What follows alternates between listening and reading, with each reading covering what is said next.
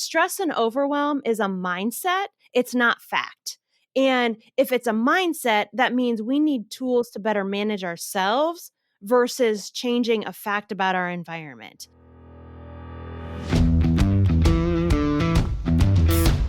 Technology is transforming how we think, how we lead, and how we win. From InterVision, this is Status Go, the show helping IT leaders move beyond the status quo, master their craft, and propel their IT vision.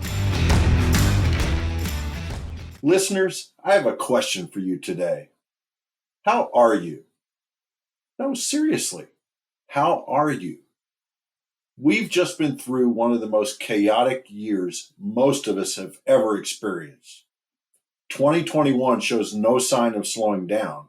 In fact, it seems to be accelerating change. 61% of IT professionals have reported their stress is higher now than ever before. Your staff is exhausted. You may be exhausted. So I ask you again, how are you? Today I am joined by Stefanie Krievins. Stefanie is an executive coach who works with leaders and emerging leaders to help them acquire tools to drive change. She is a self-proclaimed pro-troublemaker and the founder of Pro Troublemaker Nation. Stefanie also loves to fix hot messes and is the host of the Hot Mess Hotline, a podcast for mid-level leaders who think like entrepreneurs. We're going to talk with her today about an area we could all stand to improve: resilience. Welcome to Status Go, Stefanie. Hey, Jeff, thanks for having me. So excited to dig into this topic with you today. I am so excited to talk with you as well. I know we talked about this topic earlier this year with the Indie CIO Network, and it's great to bring it to our audience here on Status Go. Before we dive into resilience, take us on your journey. What led you to be here today? Yeah, so many pivot points, so many pieces of the universe just bringing me and bringing us together, Jeff. But the place that I want to start is, and where I kind of learned my resilience chops, if you will, is I had one of those childhoods that you make a Lifetime movie after, but not in a good way, not like a Hallmark movie, one of those Lifetime after school specials. And so, that's the sanitized version to protect people's confidentiality. But as a child, I didn't have today as a good day. Tomorrow was going to be the good day. And when the next school year started, that was going to be when things were good. So all I had was the future. And fast forward in my career to getting a master's degree and transitioning out of that life and into something much healthier and wealthier, I had a series of career events, and it led me to what I call my first midlife crisis in my early 30s. I trust that I'll have another one at some point, but my first one was in my early 30s, and my soul threatened to jump out of its body because I hated what I was doing. And I came to resent the team that I was working with, and I came to resent the job and the organization. And I went to go see a life coach. And that life coach helped me get clarity really, really quickly around who I was, who I wanted to be, and what I wanted to create in this world. And so within 3 sessions, I walked out of his office being able to articulate that I never want to work for anyone ever again. I never want to have a boss. I have a vision in this world that I want to accomplish, and I've got to make it happen on my own. I didn't know what that meant 7 years ago, and now I think I do, but that's the clarity I got. 2, I'm not a team player. This definition of politicking that we call team playing, I refuse to participate in.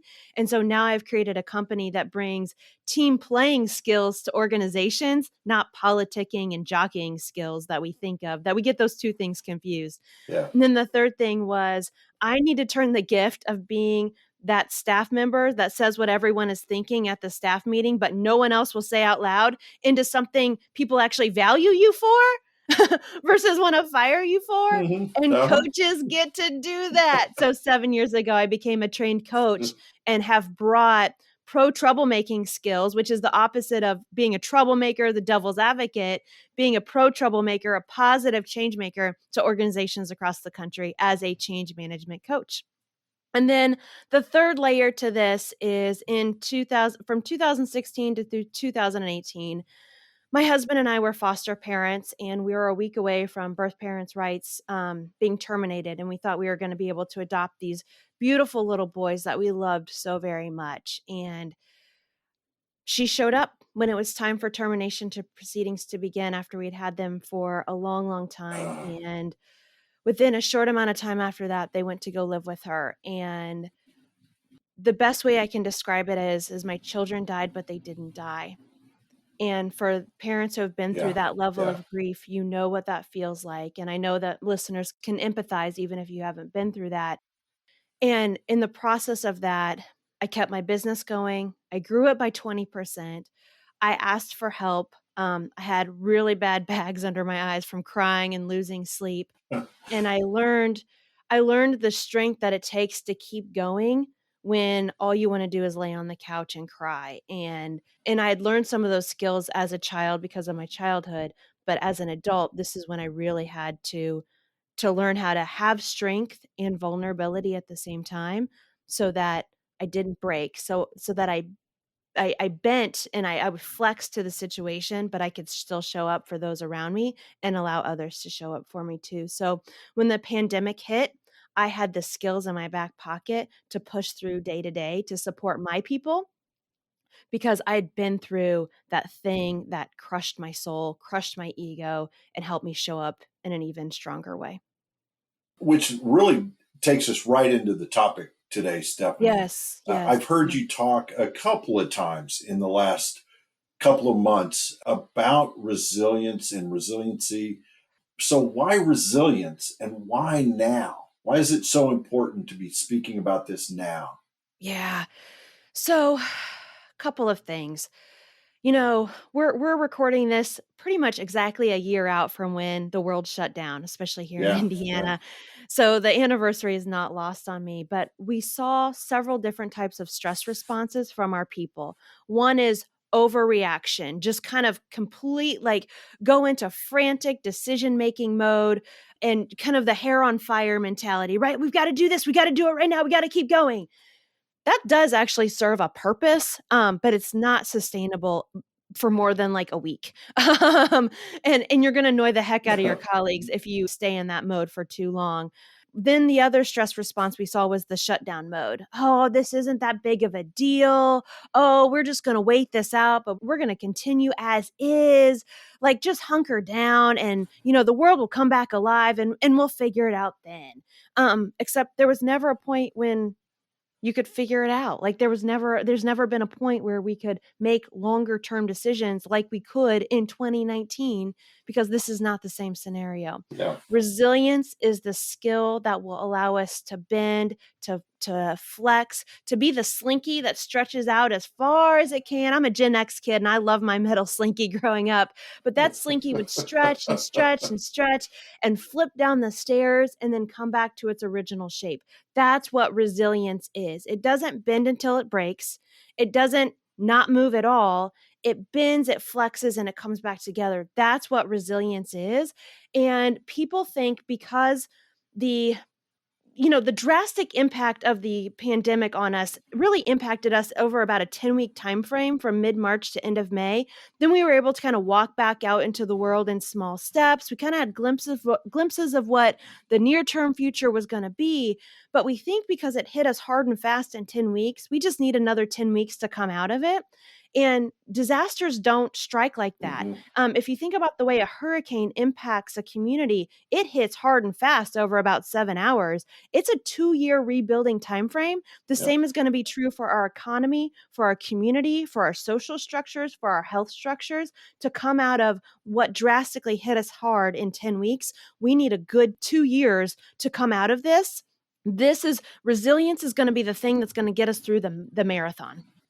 I love how you described the initial reactions to this because I think for a lot of our listeners being IT professionals, and I'll stereotype a little bit here, we love to be the hero. We love to come in and Mm, fix people's problems. That's a large part of why we do what we do. And so mhm. that initial rush of, hey, we're going to send everybody home and we're going to work from home, put so many demands on the IT team to make that all happen. And I'm happy to report for a large part, we were very successful at doing that Mhm. in a lot of organizations. But I think it was that inner hero that took over that gave us that Mm. rush.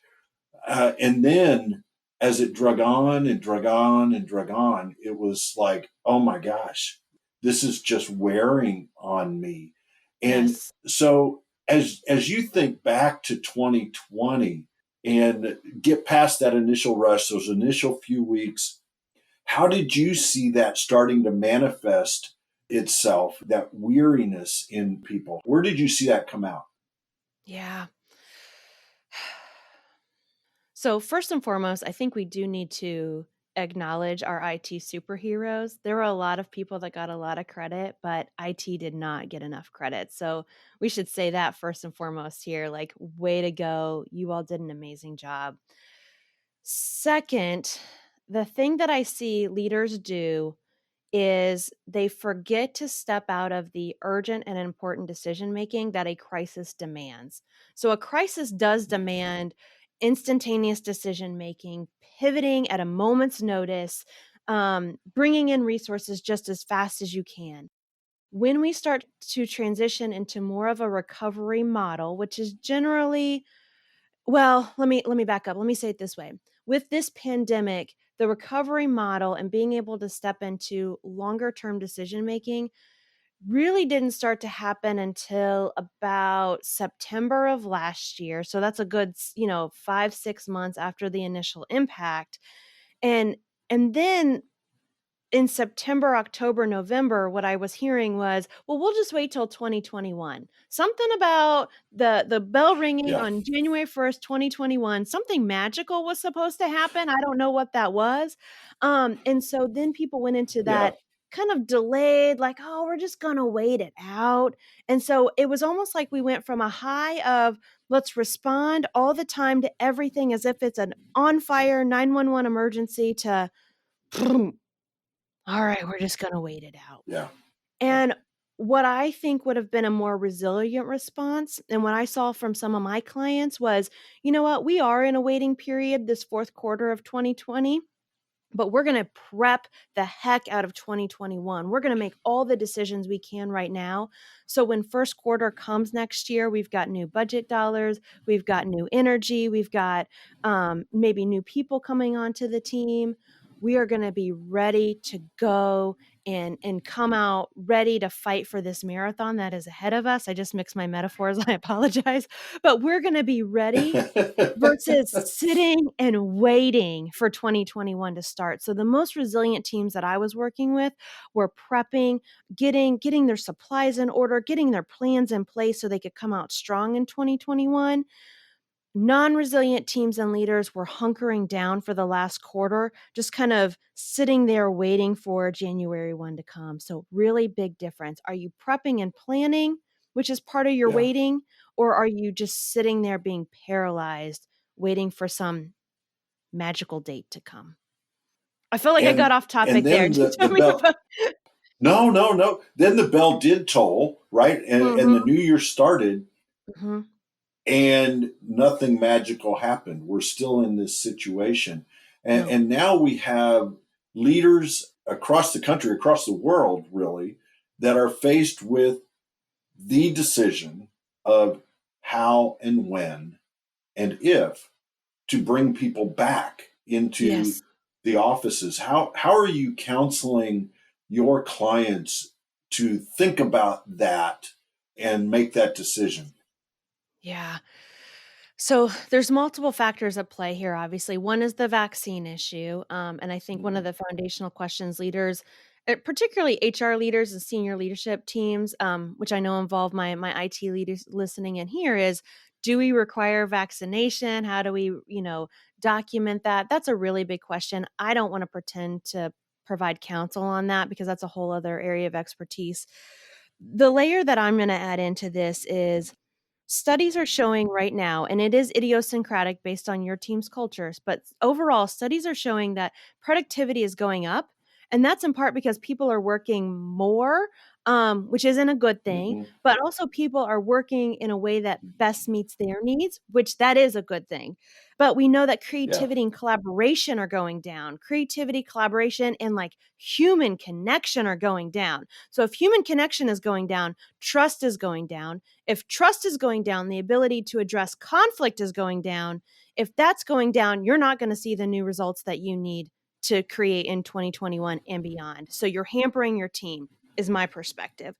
The opportunity in front of us is to increase accountability because accountability equals a sense of accomplishment and people want to feel accomplished. I think the Hmm. opportunity in front of us is to say, how can we put work back in its right place instead of taking over our entire lives like it was? How can we put work back into the container that Hmm. it deserves to be in versus pervading every moment of our lives physically and mentally? So I think the opportunity as an IT leader is to encourage your folks to do work when you do work and do work at work with people because you need to have trust, conflict, commitment, accountability in order to reach those new results that you want to see as a team and as an individual. Increase the focus. How can we use IT to help make that happen versus using IT to increase distraction and tech and tools and noise? Hmm. How can we use IT to increase focus, accountability, and a priority for the results that matter at work, not all the results? I think it's an interesting problem for leaders right now because I think the default, if you will, is, oh, we're just going to bring people back. We're going to have a hybrid model where some people are in the office, some people are not, maybe 2 or 3 days a week, whatever the default decision might be. But what you're really encouraging them to do is to rethink how work gets done Mhm. and take the advantages of both the in office and the remote work. And you're asking them to think creatively at a time when our creativity is low because Mm. we don't have our peers necessarily to bounce those ideas off of. And I just think that puts the leader in an interesting position. Yeah, that's a really great point, and for me, that goes back to, as a leader, what are you doing to build your own resilience? Hmm. What are you doing to take care of yourself to step out of that bubble? Because it's really easy, and we're really good at leaders of staying engaged with work all of the time, and for anyone who's ever had one of those genius shower thoughts, you know that stepping away from work is where the creativity comes in. And Yes. what this pandemic has forced us to do is to rethink how do we step out of work when our work is in the dining room, at the dining room Yeah. table, Yeah. or in that Yeah. spare bedroom. And so it's finding ways. I hate to use this because it sounds so cliche, but it's so true. It's how do you find ways for self care? How do you silence that cell Yeah. phone? Maybe you need 2 cell phones, one for personal and one for work, so you can turn off the work one. How do you just take an afternoon to mow the lawn and think about nothing else? Travel is not the best option right now, but if you need it, find a safe way to make it happen so you can get away. What is it that Yeah. you need to do to as Stephen Covey says, because I've been reading a lot of Stephen Covey lately, sharpen the saw. You have to find your way of doing Hmm. that before you can lead your team. It's just hands down step one, non-negotiable. So, how do you teach leaders and teams? How do they build their resiliency? Mhm. How is that developed? What things can you talk to our listeners about that they can do to help build that within themselves? Yeah. So, I want to share with you what I've been practicing and what I've been sharing with my teams to practice. Step Hmm. one is create focus. So, start every day by identifying the 3 things that must get done that day And trust me, managing your inbox is never one of the top 3. Checking all the dings and the pings on your phone are never part of your top 3 if you're gonna be a strategic IT leader. So, finding a way to start your day with the most important and urgent work is always the step 1. And what I've learned from that practice over this past year is what a dysfunctional relationship I have with time. I've had to admit that to myself because I'm one of those human beings that thinks, "Oh, that's like a 27-minute project." And 2 hours later when I'm still doing it, I get so frustrated at myself. So I have to commit to getting the important work done, not spending 30 minutes on it like my brain Yes. tends to think that it would take. And I know I'm not alone. That's why I share that. Yes. Yes. It says every IT professional ever. That's why y'all are my people. This is what we do. Yeah, that's right. Um, That's right. oh, that'll just take a week to transition all that data over to the new server. No. Yeah. Yeah. Exactly. Exactly. I've worked with IT people. I know how y'all are wired. But yeah, so creating focus for yourself and for your team, I believe, is step 1 because the reality is stress and overwhelm is a mindset. It's not fact.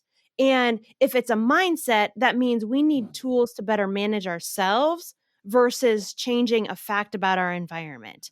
I don't know if you have too much work on your plate or not, but the feeling that you have that you feel overwhelmed is just taking time away from actually digging into that. So you've got to find focus for yourself, for your team. You've got to figure out, you've got to ask yourself, how do I want to feel? So right now you feel overwhelmed. How do you want to feel? Do you want to feel joyous? Do you want to feel calm? Okay, start doing that. Like start practicing that because again, the feeling of overwhelm is in your brain. You can change that script. This is why I'm a trained life coach. I got to help people with this stuff. But it's mindset. And Yeah. then there's 2 questions I've been asking myself throughout this process and asking my teams. Will it matter in 10 minutes, 10 days, 10 months, or 10 years? And chances are the answer is Yeah. different for those different time frames. Which time frame is more important? And I got that from an Oprah magazine probably a decade ago, but that question has transformed my life. Will this matter in 10 minutes, 10 months, or 10 years? Yeah. That's And great. so take action as appropriate, reframe it. Because in 10 years, it probably won't matter. Calm down. Just calm down. Um, and then the other question that I think is really powerful for leaders, especially at the strategic level, is you have to ask yourself, what is the story I want to tell about this situation when it's over? Ah, I like that. How do I want to frame up how I showed up as a leader during this time? Based on that answer, what do you need to do today in order to tell that story? Do you want to be able to look back and say, you know what? I led my people with purpose and focus, and we made strategic decisions. We made hard, big decisions, even when we didn't really want to. Or do you want to look back and say, you know what? The story I have to tell is I let the fire get out of control. I let the daily fires take over us and our team, and we worked with urgency way longer than we needed to. We never stepped back into a place of focus and purpose and balancing the urgent with important. I love that so much that the idea of we create the future that we want to have. Yes. So asking yourself that specific question, what is the future? What's the Mhm, story that I'm going to tell mhm. a year from now, 2 years from now about how 2021 was? Yes. Yes. You get to decide that today. You get to make that story happen. And it's a decision that we make every day. That goes back to your focus, right? And Yes. that you start every day with focus. You make that decision each and every day of the future that you're going to create, whether it's the future of the day, the week, the month, or the year. Mhm. So developing resilience seems like such a personal uh, thing. It's a personal trait, and you related some of what created the resilience in you, and Mhm. I'm sure our listeners are thinking to their own stories about some things that they've overcome and Mhm. the strengths that they had that they developed because they overcame those things. How do you build that Mhm. in a team? Yeah, so the steps are actually the same according to Harvard Business Review. That's my go-to place for resilience research. But in the layer that I would add in before you get to defining a team's focus, to identifying how the team will feel as a group, and before you get to helping the team see the bigger picture, you've got to start with trust, conflict, commitment, and accountability. And so, if any of my friends have read Patrick Lencioni's The Five Dysfunctions of a Team, I'm a big believer in this process, and that's why I offer it to my clients, is because trust is the foundation of everything. And what's the first thing that goes out the window when people get stressed out? It's trust of themselves and of others. And so I believe that this is the time for teams to redefine what trust looks like, how you embrace conflict in a hybrid environment, and then ultimately, how do you get people to commit Mhm. again? How do you get people to hold themselves and others accountable? Because you're going to be asked to achieve new results. New results require new habits. New habits require trust, conflict, commitment, and accountability. There's no getting around it. That's the foundation for doing that, of how the work gets done. And so, as a team, you've got to figure out your norms or your rules for how you do that in a new way. Yeah. Do you recommend, or are you recommending that here we are in the first part of 2021, that teams find a way to come together, physically come together, to work out those new norms in a safe but face to face way? Absolutely. I've done it 3 times already with teams this year in 2021 because it's essential. There is a safe way to do it, and I say that as a person whose spouse is heading up the state of Indiana's, COVID Yeah, response. So we yeah, follow yeah. all the guidelines, of course, because we never wanna risk that, but there is very little that can replace the physical connection that happens when you're all in a room. There are limitations to Zoom, as we've all experienced. There's many things that Zoom can, or any virtual product can do for us, but nothing replaces getting people together to hash that out and setting those expectations together. Whether or not you bring in an external voice to do that, which I always recommend because I've seen the benefits of that, but as Hmm. the leader of a team, you do need to get your folks together to hash it out and do kind of like a pre-mortem, right? Like, how is this team going to work together moving forward? Let's set those Yeah. rules. What could go wrong? All right, let's create some contingency plans around the 3 things that could go wrong this year, so we're prepared with action when they do, because we all know no plan goes according to plan. So, what are we gonna do when we're asked to pivot? It goes back to what you were talking about from the leader's perspective, creating the future that you want. You Mhm. help the teams talk about the future that they want as a team. What does that look like and feel like from a team perspective? Now, what are the steps that we use to implement that? I think that's a great way to sum up both the leader and the team member. Yes, yes. And I think the key lesson here is, you know, what a lot of my clients learned during the pandemic is that there was a lot more out of their control than they really believed. And now that we've been through it, there's a lot more within our control than we really knew. And we're not at the mercy of work. We're not at the mercy of all these factors. We have a lot more choices and a lot more control than we realize that we do. And there's a lot more that we can push back on our companies and our team leaders and ask them to step up that maybe we haven't done before. And this is our opportunity to do it. Cy Wakeman Yeah. says, call people to greatness. Now is the time to call people to greatness. You all have such important work in front of you. Now is the time to step up, not give in. Take control and create certainty where Yeah. you can, and let the other stuff fall where it will. Stephanie, I always love talking to you because I'm getting pumped up, right? I'm like, Yes. yes, yes, yes. So when I think of you, I think about action. Pro troublemaker. You fix hot messes. All those things about you, I think action. Yes. And that's one of the reasons why we created Status Go, is because we want to inspire action in our listeners. So, what are one or two things that our listeners can do tomorrow because they listened to our conversation today. Yes. I love it. Yeah. And I do. You're right. I have a bias towards action. Sometimes it gets me in trouble in a bad way, and sometimes it gets me in a good kind of trouble. But we Mhm. always got to be taking action, in my opinion. So here are my recommendations. Listen to this podcast. Start tomorrow morning by putting on a Post-it note the 3 things you must get done. What are the 3 most important things? You know, there's a book called The One Thing by Gary Keller, and he talks about this one question. What's the one thing I can do such that by doing it, everything else will be easier or unnecessary? I read that question every Yeah. single morning because I have a dysfunctional relationship with time to help me focus.